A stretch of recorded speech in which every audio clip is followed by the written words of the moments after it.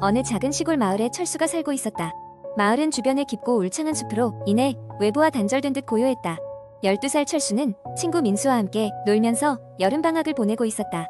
어느 날 두 소녀는 숲속 깊은 곳에 숨겨진 오래된 폐가에 대한 이야기를 들었다. 그곳은 오랫동안 사람들의 발길이 닿지 않아 버려진 듯한 느낌을 주었고 마을 어르신들은 그 집을 귀신 들린 집이라고 불렀다.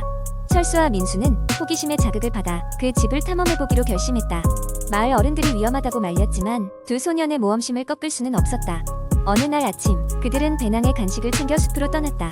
숲속을 걷다 보니 점점 나무가 우거지고 어두워지기 시작했다. 낮인데도 햇빛이 들어오지 않아 기묘한 느낌마저 들었다. 몇 시간의 걷는 끝에 그들은 드디어 폐가에 도착했다. 오래되고 타락한 집은 정말로 공포감을 불러일으켰다. 창문은 모두 깨져 있었고 지붕은 여기저기 구멍이 나 있었다. 문은 녹슨 철로 이루어져 있었고 두드러진 거미줄과 먼지가 세월의 흔적을 보여주고 있었다. 두 소녀는 잠시 집 앞에서 머뭇거렸지만 이내 문을 열고 안으로 들어갔다. 실내는 더욱 음침했다. 모든 것이 망가져 있고 지저분해 보였다. 그러나 무엇보다도 이상한 것은 집안에 스며들어 있는 차가운 공기였다. 철수는 왠지 모르게 소름이 돋았다. 긴 복도를 따라 두 소녀는 하나하나 방을 살펴보았다. 거의 모든 방이 빈 상태였지만 그중 하나의 방에서 철수는 이상한 그림을 발견했다. 벽에는 오래된 초상화가 걸려 있었다. 초상화 속 인물은 창백한 얼굴에 슬픈 눈빛을 하고 있었다. 그 순간 그림이 철수를 바라보는 것만 같았다. 철수는 당황해서 민수에게 말했다. 민수도 기분 나빠하며 빨리 다른 곳으로 이동하자고 했다. 그렇게 그 방을 벗어나려는 찰나 갑자기 문이 쾅 닫히면서 집 안이 어두워지기 시작했다. 당황한 두 소녀는 서로를 부르며 문을 열려고 애썼다. 그러나 문은 요지부동이었다. 그때 철수는 무언가가 창문 밖에서 재빠르게 지나가는 것을 보았다. 깜깜한 실루엣은 사람의 형상이었지만 사람이라고 하기엔 너무 빨랐다. 놀란 두 소녀는 뒷걸음질했고 그 순간 집안의 공기가 더욱 냉랭해지면서 희미한 속삭임이 들려오기 시작했다. 돌아가.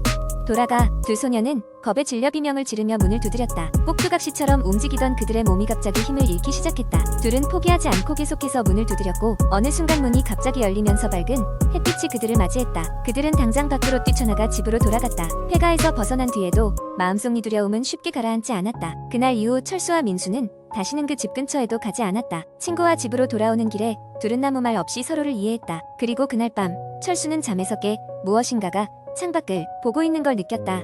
희미하게 보이는 그 실루엣은 확실히 사람이 아니었다. 철수는 조용히 기도를 드리며 눈을 감고 다시 잠입을 시도했다. 그 후로 철수는 종종 폐가에서 들었던 속삭임을 꿈속에서 듣곤 했다. 돌아가. 그러나 이제 그는 그 속삭임이 무서운 경고가 아니라 그저 외로운 영혼의 부탁일지도 모른다고 생각하게 되었다. 그렇게 철수의 기나긴 여름 방학은 섬뜩한 추억과 함께 막을 내렸다. 두 번째 이야기 한적한 시골 마을에 사는 지우는 대학 졸업 후 취업 준비를 위해 집중할 수 있는 환경을 찾던 중 오래된 폐가에 대한 이야기를 듣게 되었다. 사람들은 그 집이 저주받았다며 가까이 가지 말라고 했지만 호기심 많은 지우는 그 집에 대한 관심을 가지게 되었다. 어느 날 그는 카메라를 들고 폐가를 방문하기로 결심했다. 저물어가는 해와 붉은 노을이 물드는 순간 그는 폐가에 도착했다. 집은 오랜 세월 동안 사람이 다녀가지 않은 듯 거미줄과 먼지로 가득했다. 내부를 살피던 지우는 기괴한 가족 사진과 불안감을 주는 작은 인형을 발견한다. 그때 어디선가 흐느끼는 소리가 들리면서 불안은 극대화되었다. 급히 밖으로 나가려 했지만 복도의 방문이 저절로 닫히며 놀라움을 금치 못했다. 지훈이 집 밖으로 나오려는 순간 뒤편에서 발소리가 들려와 더욱 두렵게 만들었다. 차에 탈 때까지의 긴박한 상황 속에서도 그는 불안감을 떨쳐낼 수 없었다.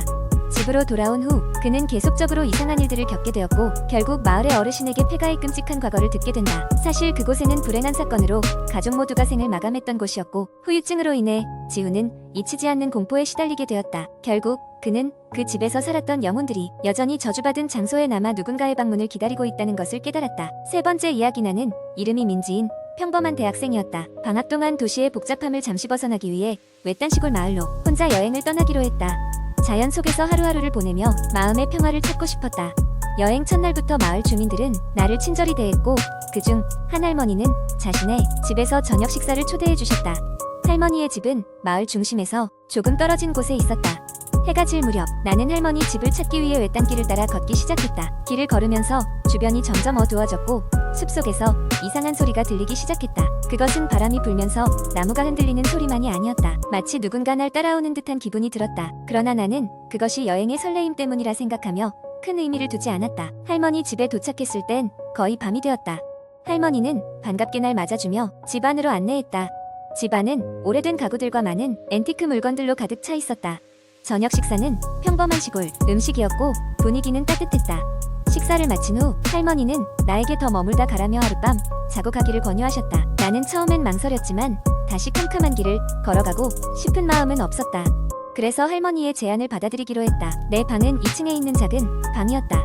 방에 들어서자마자 나는 누군가 방금까지 사용했던 것 같은 낡은 라디오가 눈에 들어왔다. 호기심에 라디오를 켜봤지만 고장난 듯 잡음만 들렸다. 그것을 대수롭지 않게 여기며 침대에 누워 곧 잠에 들었다. 한밤중 나는 이상한 소리에 잠에서 깼다. 라디오가 혼자서 켜져 이상한 주파수를 내보내고 있었다. 동시에 문 밖에서는 누가 휘파람을 불며 지나가는 소리가 들렸다. 나는 침대에서 일어나 조심스럽게 문을 열고 밖을 내다보았다. 어두운 복도 끝에는 실루엣 같은 것이 서 있었다. 그것은 나를 향해 몸을 돌리더니 조용히 사라졌다. 급격히 소름이 돋아 양팔을 끌어안고 그 자리에 얼어붙어 있었다. 그때 아래층에서 할머니가 부르는 소리가 들렸다. 괜찮니? 내려올래? 나는 아래층으로 내려갔다. 할머니는 걱정스러운 눈빛으로 나를 바라보고 있었다. 나는 문 밖에서 본 것에 대해 이야기를 시작했으나 할머니는 조용히 내 말을 듣고 나서 고개를 끄덕였다. 이 집에는 오래된 이야기가 있단다. 예전에 이곳에 살던 사람들이 소식을 전하지 않고 사라졌지. 그 이후로 가끔 그들의 발자국 소리가 들린다는 사람들이 있더란다.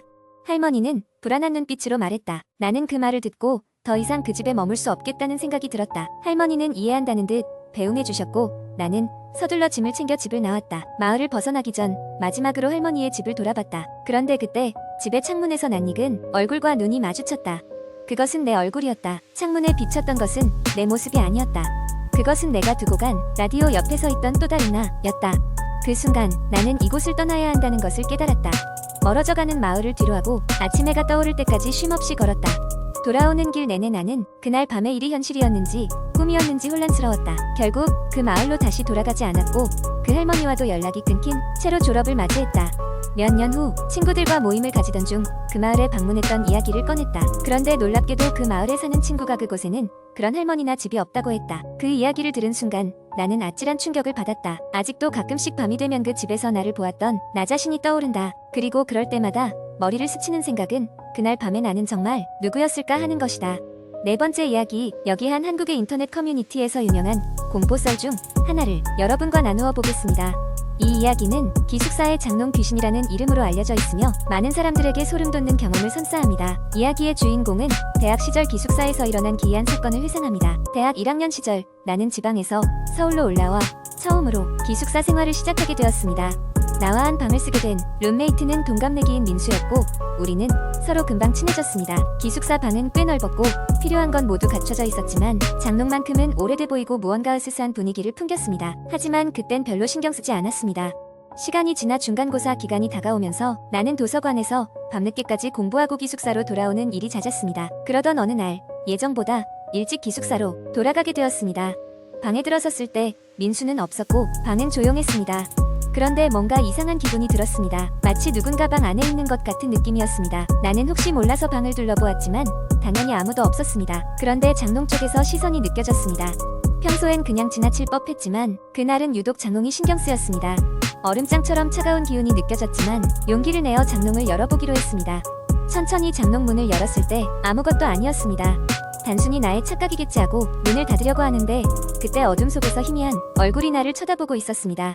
놀란 나는 뒤로 한 발짝 물러섰습니다. 다시 보니 그 얼굴은 사라졌습니다. 단순히 피로가 쌓여 이런 걸로 생각하고 빨리 씻고 잠자리에 들었습니다. 그런데 밤이 깊어갈수록 이상한 소리가 들리기 시작했습니다. 누군가 속삭이는 듯한 소리, 장롱에서 나는 소리였습니다. 나는 좀 더 분명히 들리려 침대에서 일어나 소리를 기울였습니다. 근데 이번에는 분명히 들렸습니다. 누군가 나와 함께 해줘 라고 말을 하고 있는 것이었습니다. 너무 놀라서 민수에게 전화를 걸었지만 그는 친구와 외출 중이고 한참 뒤에나 돌아올 예정이었습니다. 무서웠지만 이 상황을 해결해야겠다는 생각에 용기를 내어 다시 장롱 앞으로 갔습니다. 문을 살며시 열었을 때 이번에는 불현듯 휑한 웃음소리와 함께 찬 바람이 방 안을 휘감았습니다. 그리고 장롱 속에서 검은 그림자가 스며나와 방을 휘돌아다니기 시작했습니다. 나는 비명도 지르지 못한 채 방을 뛰쳐나와 복도로 도망쳤습니다. 다시 방으로 돌아갈 용기가 나지 않아서 복도를 걸어 다니다 관리인을 만났고 놀라운 사실을 듣게 되었습니다. 바로 몇 년 전 내가 쓰고 있는 그 방에서 어떤 학생이 자살했으며 그의 혼령이 아직도 방을 떠돌고 있다는 소문이 있다는 것이었습니다. 이후로 나는 그 방에서 더 이상 지내지 않기로 하고 다른 학생과 방을 바꿨습니다. 사건이 있은 후로 기숙사 규정도 바뀌어 장롱은 없애기로 했다는 이야기도 돌았습니다. 하지만 그날의 끔찍한 경험은 여전히 생생하게 남아 있습니다. 이 이야기는 시간이 지난 지금도 가끔씩 생각하면 섬뜩한 기분이 듭니다. 과연 그날의 그 존재는 무엇이었을까요? 친구들과의 술자리에서 이 이야기를 할 때마다 사람들은 다들 한숨을 내쉬며 안도의 숨을 몰아쉽니다. 그런데 가끔 누군가가 이와 비슷한 경험을 했다는 이야기도 들리곤 합니다. 기숙사의 장롱 귀신 이야기. 이 이야기가 사실인지 여부는 알 수 없지만 분명히 많은 사람들에게 놀라운 경험을 선사한 것만은 분명합니다.